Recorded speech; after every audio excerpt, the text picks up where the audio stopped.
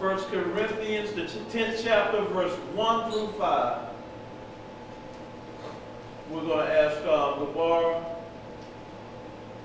as long as I can, Gabar Yahuah, 1 Corinthians 10, 1 through 5. And while he's getting that, Mashiyach get Zechariah, the 14th chapter, 1 through 4. So the first reading will be 1 Corinthians, the 10th chapter, 1 through 5.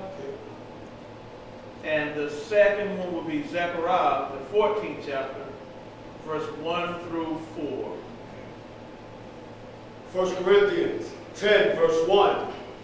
Moreover, brethren, I would not that ye should be ignorant, how that all our fathers were under the cloud, and all passed through the sea, and were all baptized unto Moshe, or Moses, in the cloud and in the sea, and did all eat the same spiritual meat, and did all drink the same spiritual drink, for they drank of that spiritual rock that followed them, and that rock was a Mashiyach.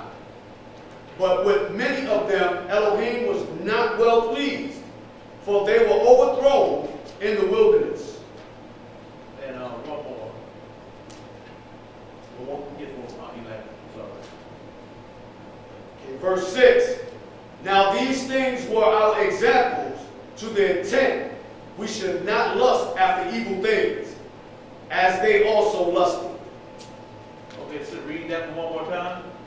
Verse 6. Now these things were our examples, to the intent we should not lust after evil things, as they also lusted. Okay then. Do me a favor. What does verse 11 say? Verse 11. Now all these things happened unto them for examples, and they are written for our admonition. Upon whom the ends of the world are come. Okay.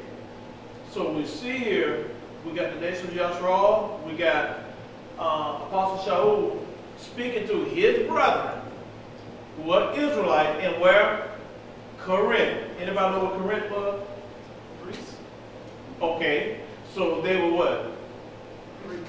They were Greek, or Israelites who had come from where? From these lands, who had assimilated into the culture of these people. That's why they're called Corinthians. Just like we are called Americans. But we're Israelites by blood, but we what? Assimilated and taken on American culture. It's the same thing with the Corinthians. And this is why he's speaking to them. He said, my brother, moreover, brethren, I would not what? That you should be ignorant how that all our fathers were under the cloud. So what cloud would Apostle Shaul be speaking of? It will be in the wilderness where they were what? Led by what? Cloud, still cloud by day and fire by night.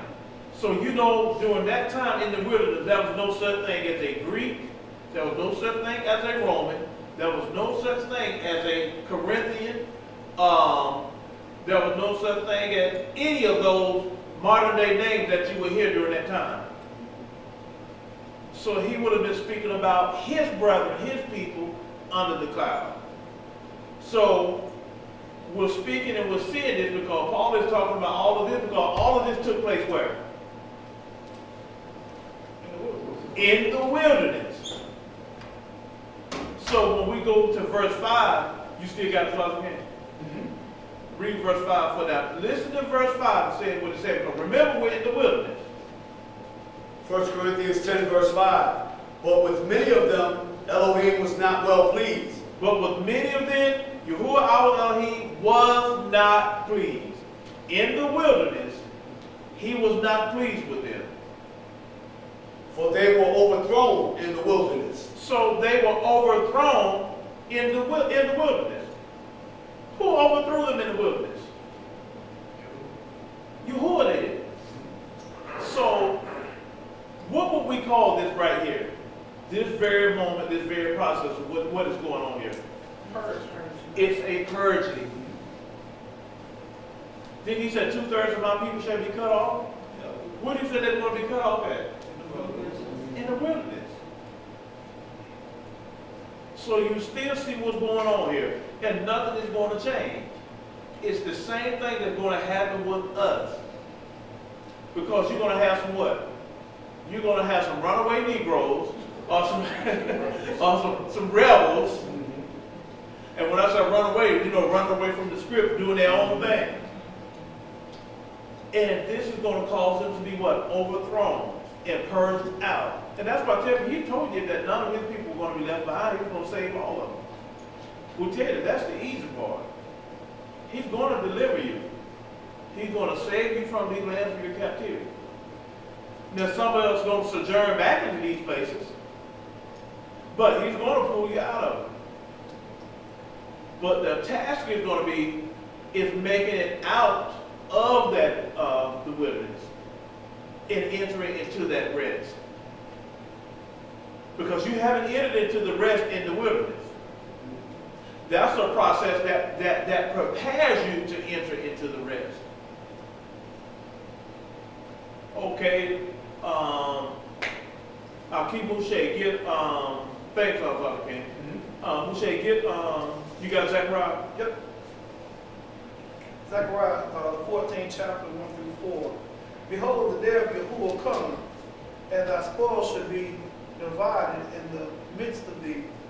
For I will gather all nations against Jerusalem to battle, and the city shall be taken, and the houses rifled, and the women ravaged, and half of the city shall go into captivity, and the residue of the people shall not be cut off from the city. Then shall Yahuah go forth and fight against those nations as when he fought in the day of battle. And his feet shall stand in that day upon the Mount of Olives, which is before Jerusalem on the east, and on the Mount of Olives shall cleave in the midst thereof towards the east and toward the west, and there shall be a very great valley, and half of the mountain shall remove toward the north, and half of it toward the south. Okay. It said, then shall what? Yahuah go forth and fight against those nations as when he fought in the day of battle. Zazakan. Joshua, the 5th chapter, verses 13, 14, and 15. Joshua, the 5th chapter, verses 13 through 15. And then it says, and there shall be a great valley, and half of the mountain shall remove towards the north, and half of it towards the south. Does anybody know what valley this is? Jehoshaphat. Jehoshaphat. Yeah. Very important.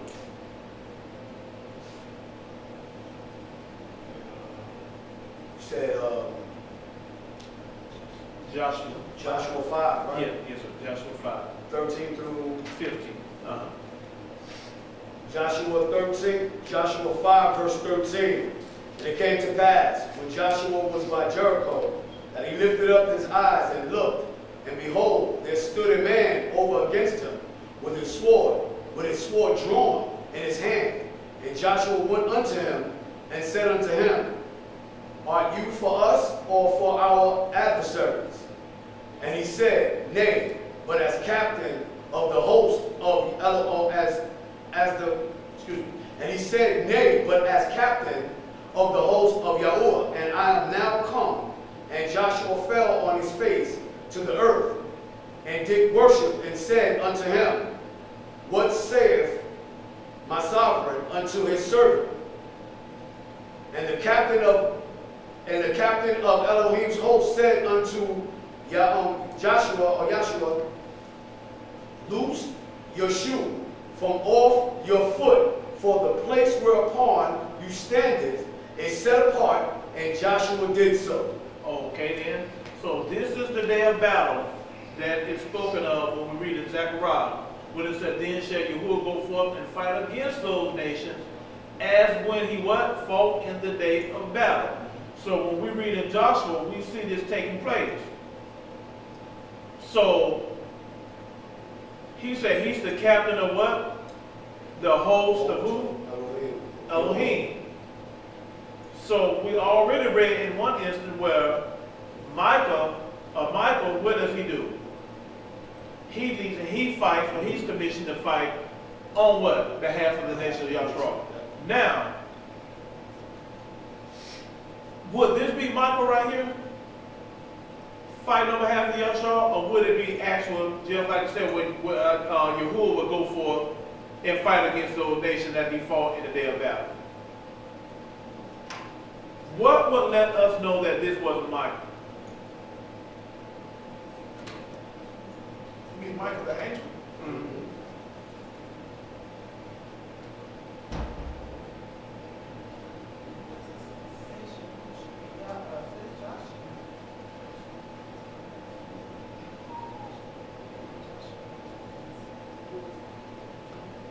And let me do me a favor. You still got your Septuagint. Read that down, Septuagint.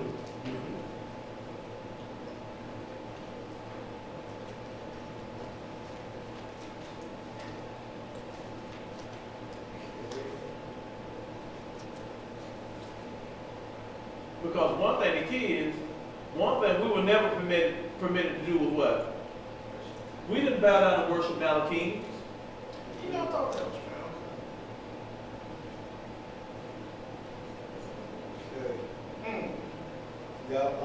Joshua 5, verse 13.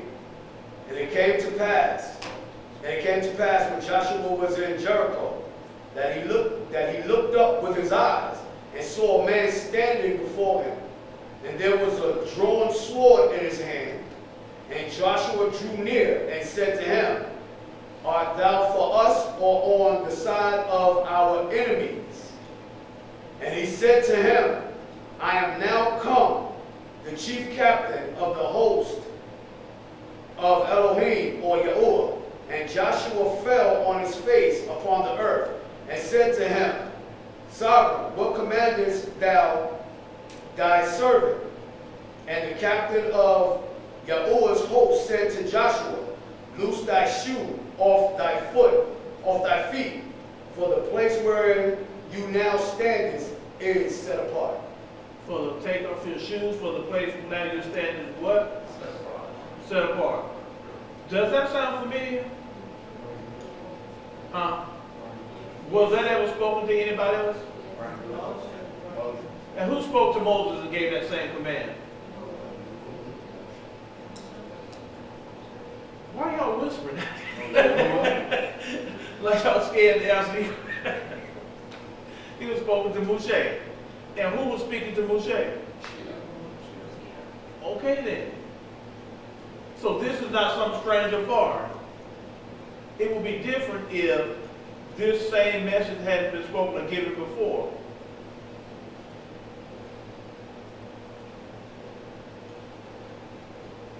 Let's go to,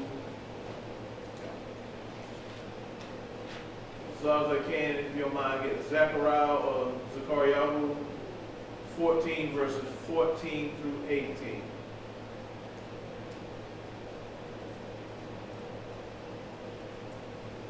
Zechariah 14, verse 14.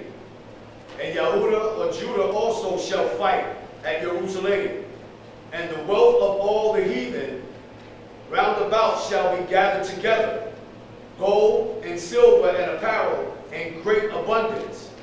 And so shall the plague of the horse, of the mule, of the camel, of the donkey, and of all the beasts that shall be in these tents, as this plague. And it shall come to pass that everyone that is left of all the nations which come against Jerusalem shall even go up from year to year to worship the King, Yahuah of hosts, and to keep the Feast of Tabernacles.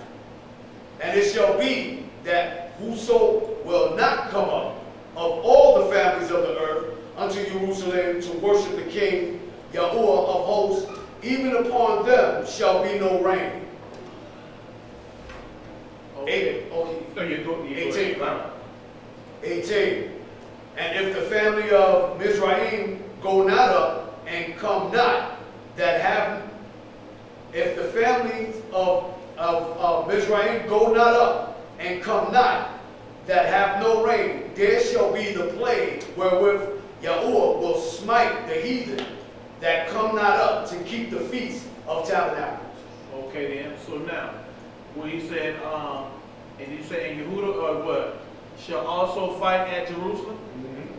So that lets you know there's going to be some handwork going on in Jerusalem.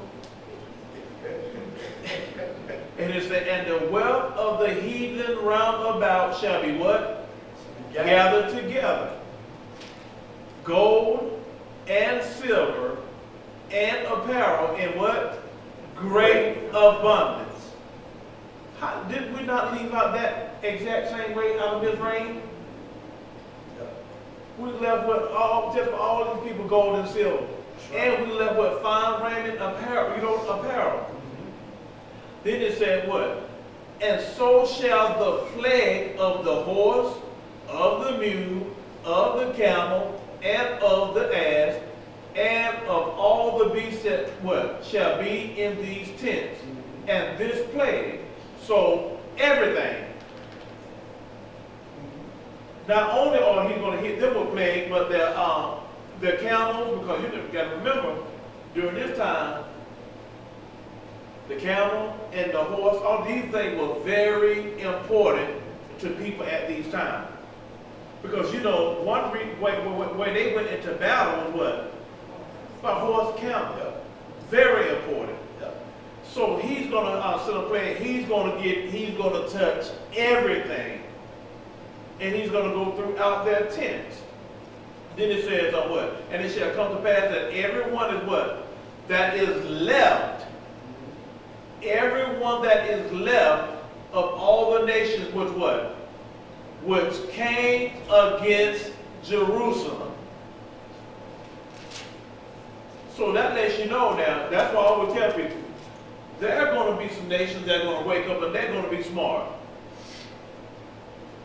The scripture even talks about how some of these nations, those that were against you in a foretime, this time they're going to help you.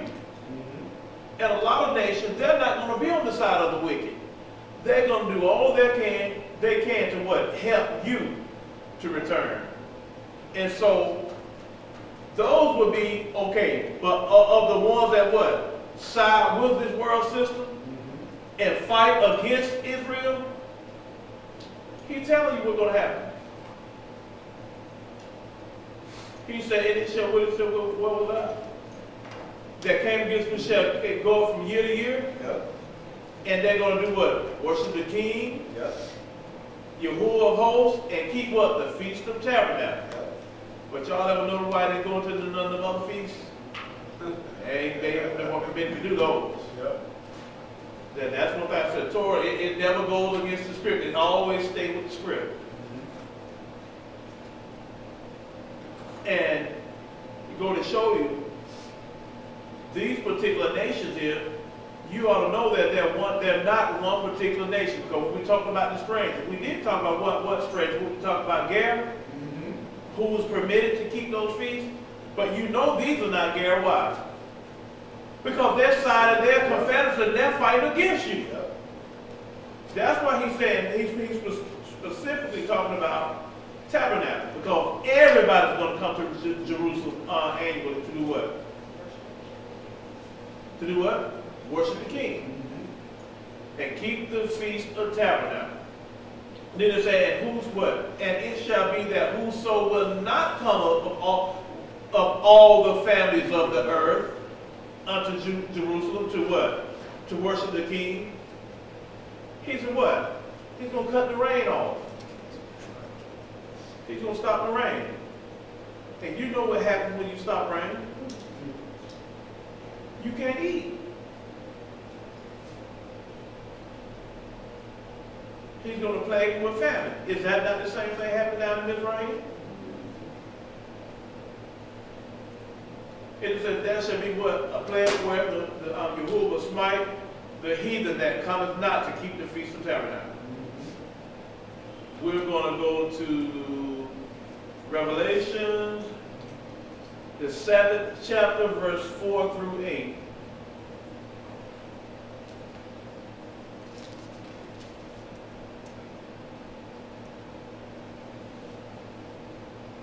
Yeah, you are. Revelation verse 7 and 4. And I heard the number of them which were sealed, and they were sealed in 144,000 of all the tribes of the children of Yashra'al. Of the tribe of Judah was sealed 12,000. Of the tribe of Reuben was sealed 12,000. Of the tribe of Gad was sealed 12,000. Of the tribe of Asher was sealed 12,000. Of the tribe of Naphtali was sealed 12,000. Of the tribe of Manasseh was sealed 12,000. Of the tribe of Simeon was sealed 12,000. Of the tribe of Levi was sealed 12,000. Of the tribe of Issachar was sealed 12,000. Of the tribe of Zebulun was sealed 12,000. Of the tribe of Yahusha or Joseph was sealed 12,000. Of the tribe of Benjamin was sealed 12,000. And give verse 9 as well. Okay. After this I beheld, and lo, a great multitude, which no man could number, of all nations, and all and kindreds, and people, and tongues, stood before the throne, and before the Lamb, clothed with white robes, and palms in their hands. Okay then. So he said, and after this I beheld what? And lo, a great multitude, yes, which no man can number, of all nations, and kindreds, and people, and tongues, stood before the throne, and before the Lamb, clothed in what? White robes, and palms in their hands. Now, I know a lot of people want to think that this is a mixed multitude of all the nations coming from all over the earth. This is Yashra'al here.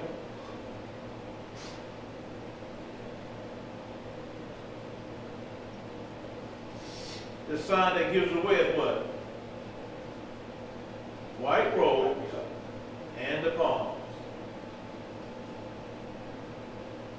Why would they be of all nations, all kindreds, and tongues?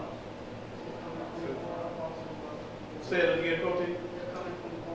They're coming from all parts of the world. Israel was scattered and somewhere into the four corners. And now that we're waking up, what's the one thing that we all have in common? We know we are Yashra'al, but aren't we speaking what? Different tongues? Yep. Coming from what? Unlimited where? Many nations? But aren't we all kindred, one people? Yes.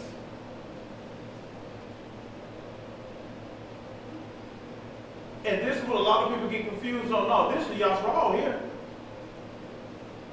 That's why the collective is being brought back in there together.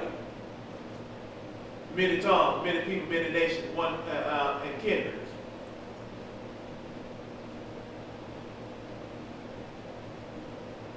And let's skip down to verse 14. Still the same chapter talking about verse 14. Right. Revelation 7, verse 14. And I said unto him, Sir, you noticed, and he said to me, These are they which came out of a great tribulation, and have washed their robes, and made them white in the blood of the Lamb. Okay then. Matter of fact, let's go to Revelation 2 and 9.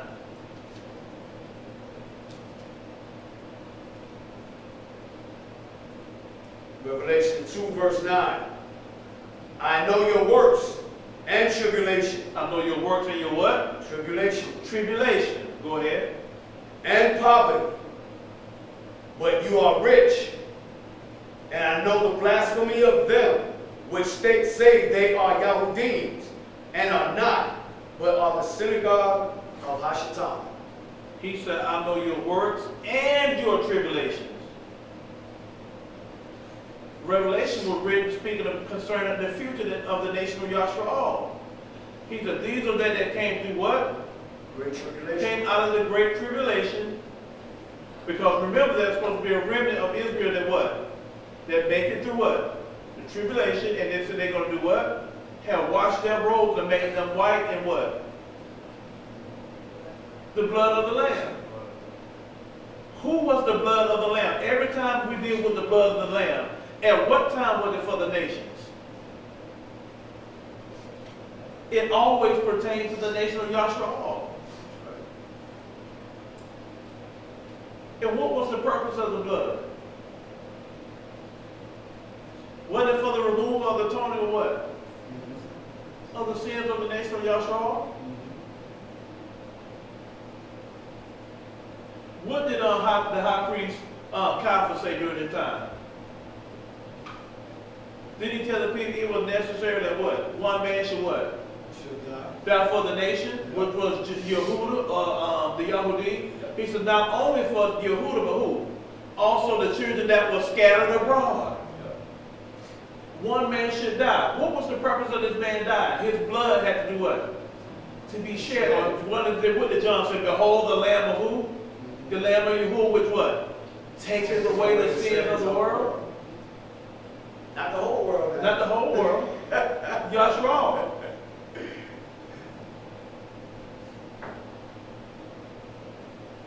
Because see, people get Revelation, read these scriptures, and they run rampant and run astray with them. No, but you have to bring them right back in and right back on track for what it's saying. It was always about Yashra'al. That's why I tell you from beginning to end, from Genesis to Revelation, you cannot go wrong.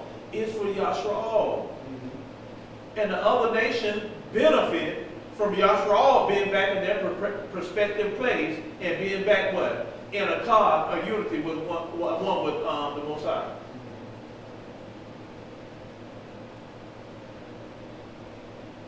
Let's get Hosea 2 and 5 as I can.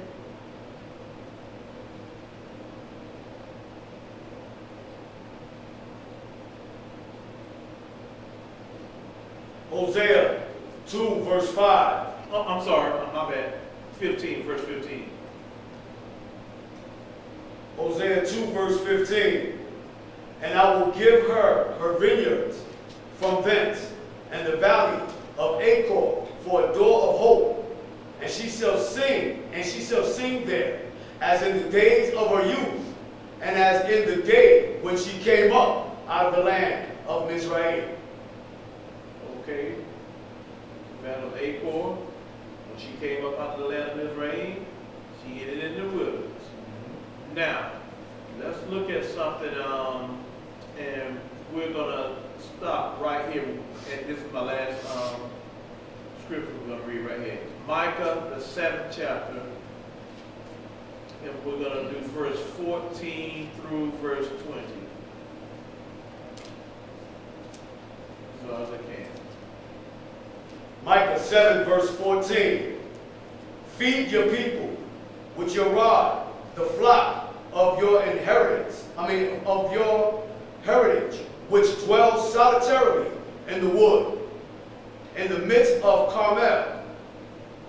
Let them feed in Bashan and Gilead as in the days of old, according to the days of your coming out of the land of Mizraim, when I show unto him marvelous things. Now watch this.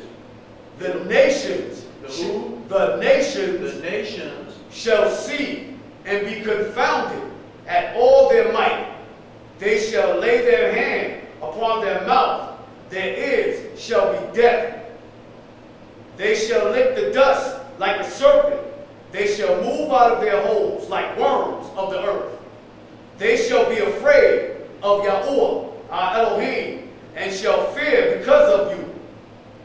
Who is a Elohim like unto you, that pardoneth iniquity and passeth by transgression of the remnant of his heritage?